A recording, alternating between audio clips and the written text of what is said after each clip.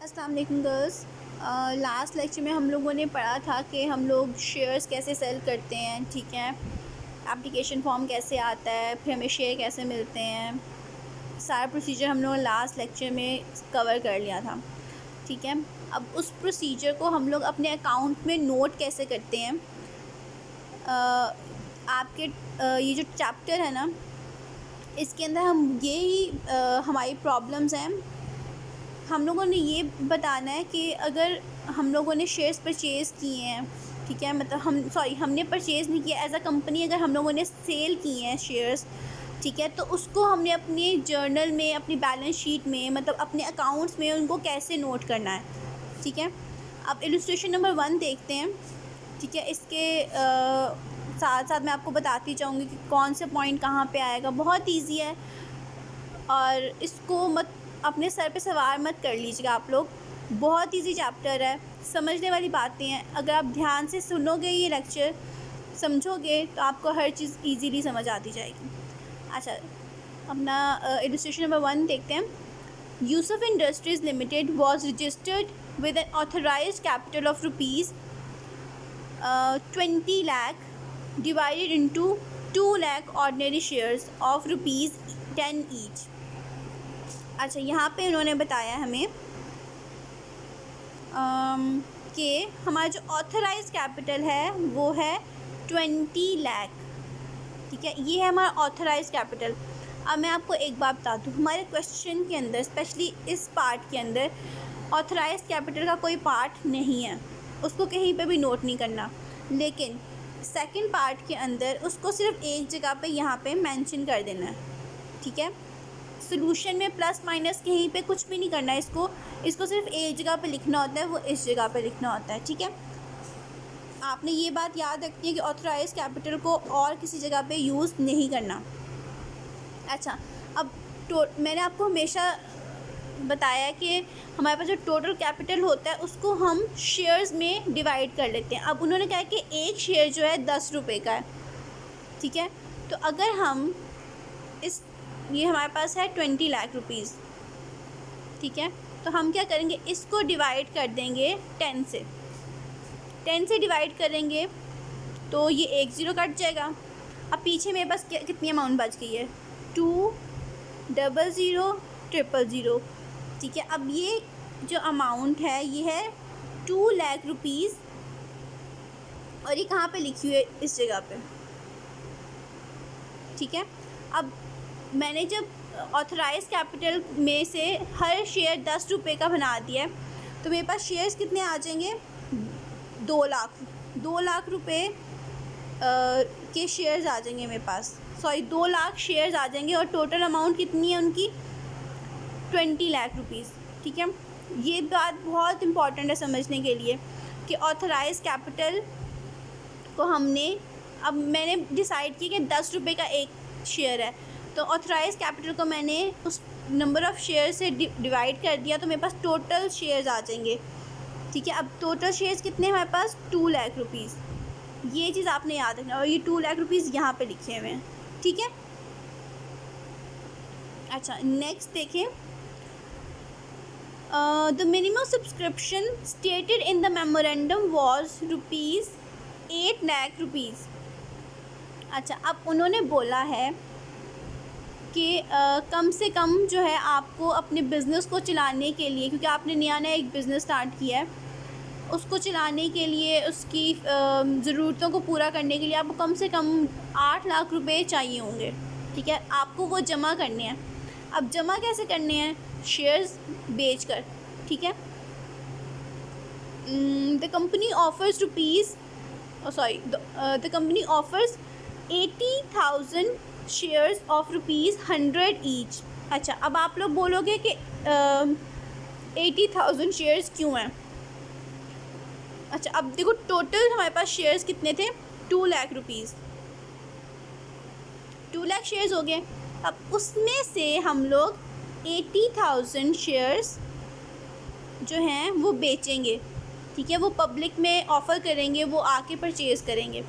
अब 80,000 शेयर्स हैं, लेकिन एक शेयर कितने का है, 10 रुपये का। अगर हम इस 80,000 को मल्टीप्लाई कर दें 10 से, तो हमारे पास जो टोटल अमाउंट बन जाएगी वो बन जाएगी 8 लाख रुपीज़। इसलिए हम लोगों ने 80,000 शेयर्स प्रेफर किए हैं।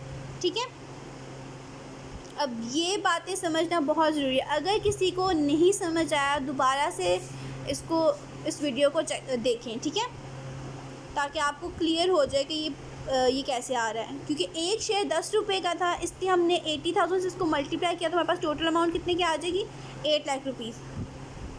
अच्छा, यहाँ तक ये बात क्लियर होगी। अच्छा, नेक्स्ट है record the above transactions in the book of the company and show how it will be shown in the balance sheet of the company. अब उन्होंने कहा कि इस ट्रांजैक्शन को हम अपनी कंपनी के बुक्स में नोट कैसे करेंगे, वो करके दिखाएं, और अगर हमें अपनी बैलेंस शीट में उसको लिखना होगा तो हम कैसे लिखेंगे। ये दो चीज़ें उन्होंने यहाँ पे हमसे पूछी हुई हैं। अच्छा, अब उन्होंने हमें ये भी बता दिया आगे कि कितनी एप्लीकेशंस रिसीव हुई थी। Applications for exactly 80,000 shares were received. ठीक है, अब ये वाला पॉइंट मैं आपको कल बता चुकी हूँ कि अगर हम लोगों ने पब्लिक को ऑफ़र किया, अब यहाँ पे 80,000 वाली एग्जांपल है तो मैं वही बोलूँगी। अगर मैंने 80,000 शेयर्स की एडवर्टीज़मेंट की है और बोला है कि आके आप मेरी कंपनी के शेयर्स परचेज़ कर लो, ठीक है, तो 3 केस हो सकते हैं। या तो मैंने जितने एप्लीकेशंस ऑफ़र किए हैं लोगों को, शेयर्स ऑफ़र किए हैं, उतनी ही एप्लीकेशंस आ जाएं। जिस तरह मैंने 80,000 शेयर्स ऑफ़र किए हैं तो 80,000 एप्लीकेशंस आ जाएं। ठीक है, ये पहला केस। दूसरा केस, मैंने 80,000 शेयर्स ऑफ़र किए हैं लेकिन एप्लीकेशंस आ जाएं शायद 60,000, तो ये हो जाएंगे अंडर सब्सक्राइब्ड। तीसरा केस ये है कि मैंने 80,000 शेयर्स ऑफ़र किए हैं लेकिन मेरे पास 1 लाख जो 1 लाख है ना वो एप्लीकेशंस आ जाएं। तो अब इस केस में ज़्यादा एप्लीकेशन आ गए, इसका मतलब है ओवर सब्सक्राइब्ड हो गया। ठीक है, तो हम लोगों ने बेचने कितने थे, 80,000 शेयर्स, तो हम 80,000 ही बेचेंगे। अब इस केस में उन्होंने हमें बता दिया है कि आपके पास, आप लोगों ने 80,000 की ऑफ़र की और 80,000 ही एप्लीकेशन आई हैं, ना कम आई हैं ना ज़्यादा आई हैं। ठीक है, तो ये ज़्यादा सिंपल क्वेश्चन है। अच्छा, ये हमें पता चल गया कि जितनी हम लोगों ने शेयर्स ऑफ़र किए थे उतनी ही एप्लीकेशंस आ गई हैं। अब इसको सॉल्व कैसे करना है, सबसे पहले हम लोगों ने जर्नल बनाना है। अच्छा, यहाँ पे अभी इस पार्ट को बिल्कुल छोड़ दें, अभी ये ऊपर वाला पार्ट देखें। सबसे पहले जर्नल बनाया, डेबिट क्रेडिट, डेट वाला section, date detail, date detail, debit credit. अच्छा, ये चीज़ें बनाना बहुत ज़रूरी हैं, ये बना ली। ठीक है, जनरल का फॉर्मेट आपको आता होगा, लास्ट ईयर आप लोगों ने बहुत डिटेल में पढ़ा ये। अच्छा, सबसे पहला पॉइंट, बैंक अकाउंट। अच्छा, फर्स्ट ट्रांजैक्शन देख लें आप लोग, यहाँ पे हुआ क्या है। Bank account, ordinary share application. ठीक है, अब यहाँ पे बैंक अकाउंट को उन्होंने क्या कर दिया, डेबिट कर दिया है, और ऑर्डिनरी शेयर एप्लीकेशन को क्या कर दिया, क्रेडिट कर दिया। अब मैं बताती हूँ क्यों। अब हम करेंगे बैंक की बात। मैंने एप्लीकेशन, अगर मेरी कंपनी है फॉर एग्जांपल, ठीक है, अब मैं जितने भी क्वेश्चन आपको करवाऊँगी उसमें कंपनी मेरी होगी, ठीक है, और मैं अपने पॉइंट ऑफ व्यू से बताऊँगी कैसे होगा काम। ठीक है, मेरी कंपनी थी, मैंने अपने शेयर्स बेचने थे, मैंने बैंक्स को हायर किया ताकि वो मेरी सर्विसेज प्रोवाइड करें, मेरी एप्लीकेशंस पब्लिक तक पहुंच जाएं। अब लोगों ने क्या किया, आकर एप्लीकेशन ली, एप्लीकेशन को फ़िल किया और जो पैसे थे वो उसके साथ अटैच करके जमा करवा दिए। ठीक है, अब इसको मैंने जर्नल में उसकी एंट्री कैसे करनी है। अब मेरे अकाउंट में पैसे आ रहे हैं, ठीक है, क्योंकि मेरी कंपनी है ना, मेरी कंपनी के अकाउंट में पैसे आ रहे हैं। जब मेरे अकाउंट में पैसे आते हैं, तो जब मेरे पास पैसे आ रहे हैं तो वो क्या होगा, डेबिट होगा हमेशा। ठीक है, तो मेरे अकाउंट में पैसे आ रहे हैं बैंक अकाउंट में, तो मेरा अकाउंट क्या हो गया, यहाँ पे डेबिट हो गया। ठीक है, अच्छा, अब हो किस वजह से रहा है, क्या रीज़न है किस वजह से मेरे अकाउंट में पैसे आ रहे हैं। अब हम लोगों ने क्रेडिट साइड पे उसको जस्टिफाई भी तो करना है ना, बताना भी तो है कि वो अगर ये डेबिट हो रहा है तो क्रेडिट क्या हो रहा है, रीज़न क्या है इसका। तो एप्लीकेशन, ऑर्डिनरी शेयर की जो एप्लीकेशन थी ना, उसकी वजह से मेरे अकाउंट में पैसे आए हैं। तो ये जो ऑर्डिनरी शेयर एप्लीकेशन है वो हो जाएगा क्रेडिट। ठीक है, अगर कोई अगर आप शेयर परचेज़ कर रहे हो किसी कंपनी का जाकर और आपने एप्लीकेशन फॉर्म लिया, उसको फिल किया और जमा करवा दिया, तो कंपनी उसको कैसे रिकॉर्ड करेगी? Bank account debit, ordinary share application account credit, ठीक है। अच्छा, अब उसके आगे उन्होंने अमाउंट भी लिखी हुई है, ठीक है। अमाउंट उन्होंने लिखी हुई है 8 लाख रुपीज़। अब ये 8 लाख रुपीज़ कैसे आया, ठीक है। अब हम लोगों ने ऑफ़र कितना किया था? 80,000 शेयर्स, ठीक है। अब हम लोगों ने शेयर्स ऑफ़र किए थे 80,000, लेकिन एक शेयर कितने का था? 10 रुपीज़ का। तो इसको मल्टीप्लाई करेंगे 10 से, इसको मल्टीप्लाई करेंगे तो हमारे पास आंसर आ जाएगा 8 लाख रुपीज़, जो कि हम लोगों ने यहाँ पे लिखा हुआ है, डेबिट साइड पे भी और क्रेडिट साइड पे भी, ठीक है। अब हमें ये पता चल गया कि हमारे पास अमाउंट कैसे आ गई। अच्छा, नेक्स्ट देखिए, यहाँ पे नीचे नरेशन दी हुई है। नरेशन यहाँ पे क्या लिखी हुई है? जो ये वाली लाइन है ना, नरेशन, इसको देखें। Money received along with the applications for 80,000 shares at the rate ₹10 each. अब उन्होंने नरेशन में बता दिया कि हमने पैसे रिसीव किए हैं एप्लीकेशंस की वजह से। जो एप्लीकेशंस लोगों ने जमा करवाई थी उसके साथ पैसे भी जमा करवाए थे, उसकी वजह से हमारे अकाउंट में पैसे आए हैं। अच्छा, और शेयर्स हम लोगों ने कितनी इशू किए थे? सॉरी, जो इशू हम करने लगे थे वो कितने थे? 80,000 शेयर्स, और एक शेयर कितने का था? 10 रुपये का। अब यहाँ पे नरेशन में उन्होंने सारी बात एक्सप्लेन कर दी है कि हमारे अकाउंट में पैसे आए कैसे हैं। अच्छा, यहाँ तक हमारी फ़र्स्ट एंट्री कंप्लीट हो गई, हमारे अकाउंट में पैसे आ गए। अच्छा, ये तो था प्रोसीजर कि हमारे अकाउंट में जब पैसे आ रहे होते हैं, जब जमा करवाए जाते हैं, एप्लीकेशन फॉर्म जमा करवाई जाती है बैंक में।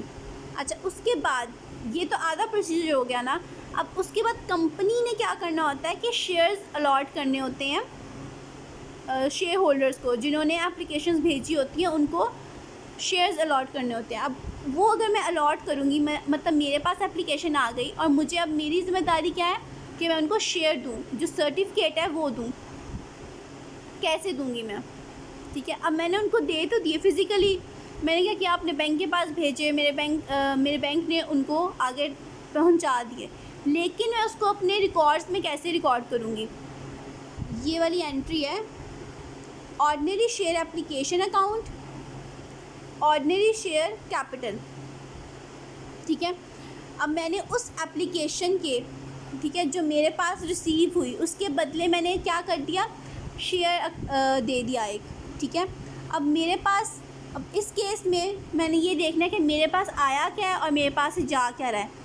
मेरे पास आया क्या है? एप्लीकेशन।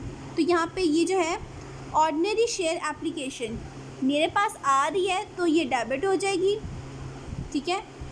और ऑर्डिनरी शेयर कैपिटल का मतलब है शेयर, ठीक है। इसका सिंपल वर्ड्स में मतलब है शेयर, जो मैं इशू करने वाली हूँ अपने शेयर होल्डर्स को। अब ये जो है मैं अपने पास से भेज रही हूँ, किसके पास जाएगा? जो अकाउंट होल्डर्स हैं, सॉरी, जो शेयर होल्डर्स हैं, ठीक है।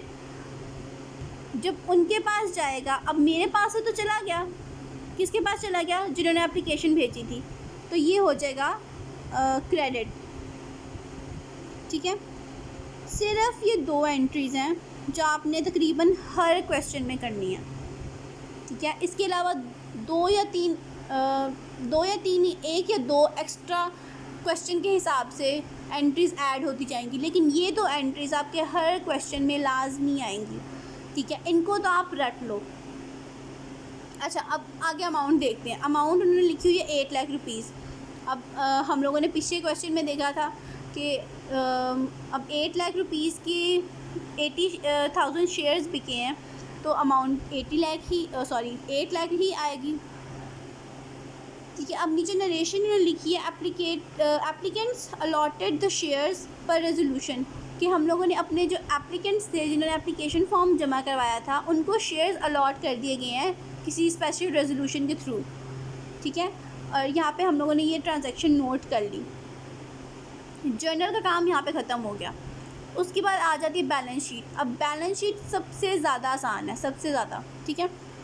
सबसे पहले तो आपने उसको फॉर्मेट बनाना है। अच्छा, आपने फॉर्मेट बना लिया, एक साइड पे एसेट्स आ गए, एक साइड पे शेयर कैपिटल एंड लायबिलिटी, ये दोनों चीज़ें लिखना ज़रूरी है बहुत ज़्यादा, ठीक है। और फिर आगे उनकी रुपीज़ भी आएगा, ठीक है।